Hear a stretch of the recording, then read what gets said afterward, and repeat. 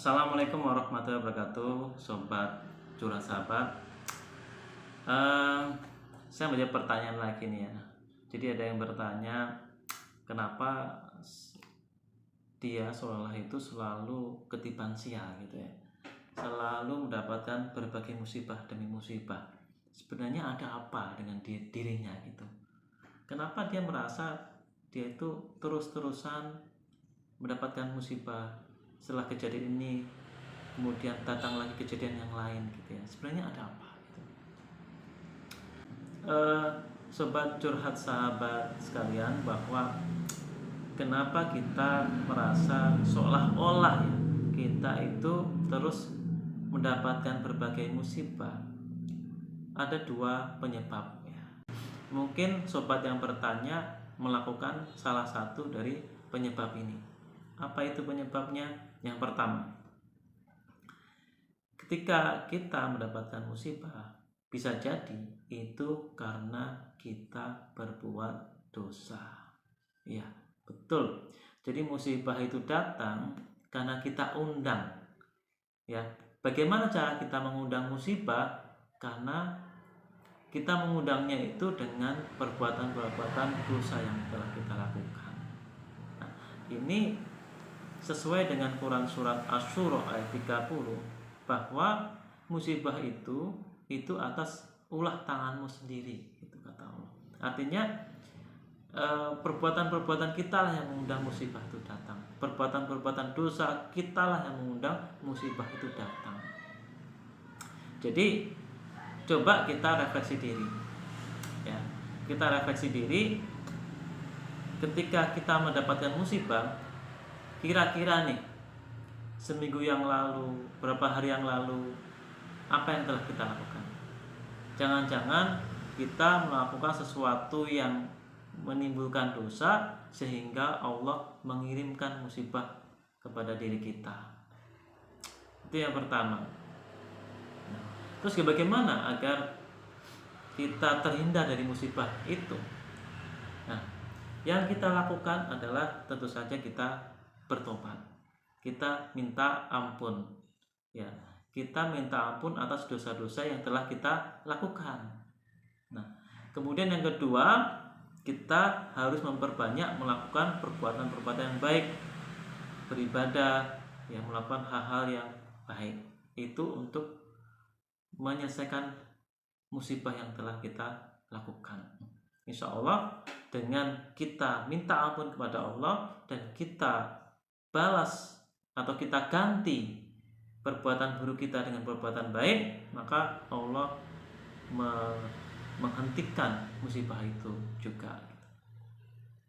Jadi yang pertama itu, artinya jika kita ingin hidup kita tidak banyak masalah, tidak terus tertimpa musibah, tidak ketiban sial, maka yang kita lakukan adalah berusaha semampunya, semaksimalnya untuk tidak berbuat dosa. Memang manusia ini tidak akan lepas dari dosa, tapi minimal kita berkomitmen ya untuk tidak melakukan dosa. Meskipun ada kalanya betul kita khilaf ya, tapi motivasinya adalah bagaimana kita berkomitmen untuk tidak melakukan dosa. Insya Allah ketika kita menjaga diri kita dengan perbuatan dosa, Allah akan lebih memudahkan hidup kita. Allah akan lebih menenangkan hati kita, dan Allah akan menghindarkan diri kita dari berbagai musibah yang tentu saja membuat kita tidak suka. Yang pertama itu penyebabnya. Kemudian yang kedua apa? Yang kedua adalah orang yang terus-menerus dirundung musibah, jangan-jangan dia senantiasa suuzon ya, atau berprasangka buruk. Misalnya gini, kalau dia meyakini bahwa hidup ini susah, cari makan sulit, cari uang sulit ya, maka apa yang dia yakini itu akan benar-benar terjadi pada dirinya. Dia akan mengalami berbagai peristiwa yang membuktikan apa yang diyakini. Hidup ini susah, mencari uang sulit, itu akan terjadi dalam dirinya. Ya, Ini masalah keyakinan. Jadi ketika kita merasa bahwa hidup ini susah, mencari uang itu sulit, ya, maka sebenarnya kita sudah suudzon kepada Allah. Kita menganggap Allah itu tidak adil, menganggap Allah itu memberi rezeki kita itu terbatas, gitu ya. Sehingga keyakinan itulah yang benar-benar terbukti pada diri kita. Ingat sebuah kaidah, sebuah hukum, bahwa Allah sesuai dengan prasangka hambanya. Ketika hambanya berprasangka baik, maka Allah akan memberikan kehidupan bagi hambanya itu kehidupan yang baik. Jika hambanya berprasangka buruk, maka keburukan itu juga akan menimpa hambanya. Ya, ini tergantung pada diri kita, ya, pada mindset, pada pikiran kita, keyakinan kita.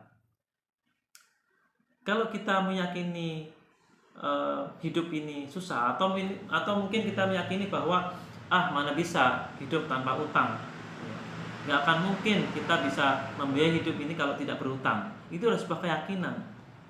Ketika kita meyakini bahwa hidup itu tak mungkin, ya, tak mungkin kecuali dengan berutang, maka kita akan berutang. Ketika konsep ini terus-menerus kita yakini, maka sepanjang hidup kita akan terus terlilit hutang. Bahkan sampai meninggal pun kita akan terus berutang. Kenapa seperti itu? Karena kita meyakini itu. Karena kita meyakini itu. Kalau kita merasa bahwa aku ini orang yang tidak mampu, aku ini orang yang minderan, aku ini orang yang tidak percaya diri, aku tidak berguna, aku lemah, maka apa yang diyakini itu akan benar-benar terjadi pada dirinya, ya. Apa yang dia yakini, apa yang dia katakan itu adalah sebuah perintah bagi semua organ tubuh kita, dari ujung rambut sampai ujung kaki, semua akan mengikuti apa yang kita katakan, semua akan mengikuti apa yang kita yakini. Kalau kita meyakini bahwa hidup ini susah, mencari uang sulit, ya itu akan benar-benar terjadi dalam diri kita, ya. Itu akan benar-benar terjadi dalam diri kita. Jadi kadang semua itu tergantung dengan apa yang kita sangkakan. Semua itu tergantung dengan apa yang kita yakini.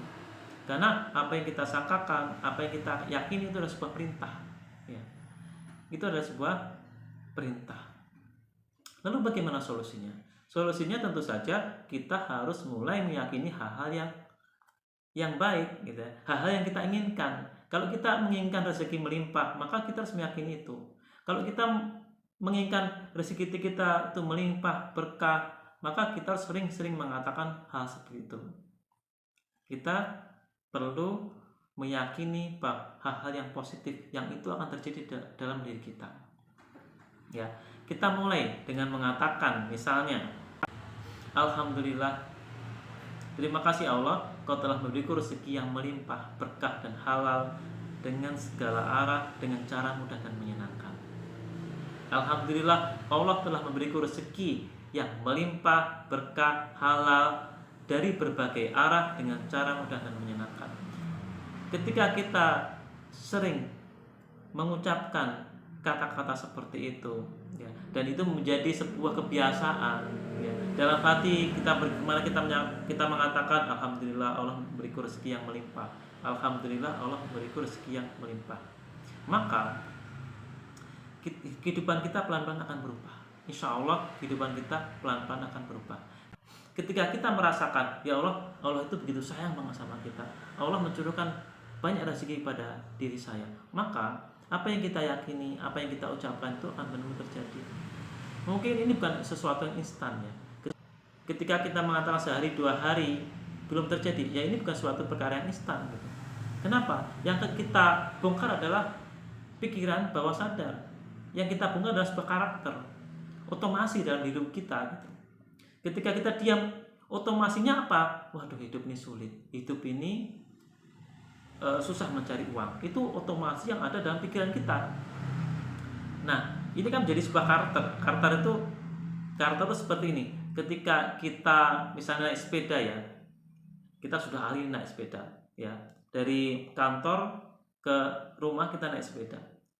Nah, sepanjang kita naik sepeda, pikiran kita entah traveling kemana-mana gitu, ya, entah mikiran masa lalu, mikiran masa depan, macam-macam kita pikirkan.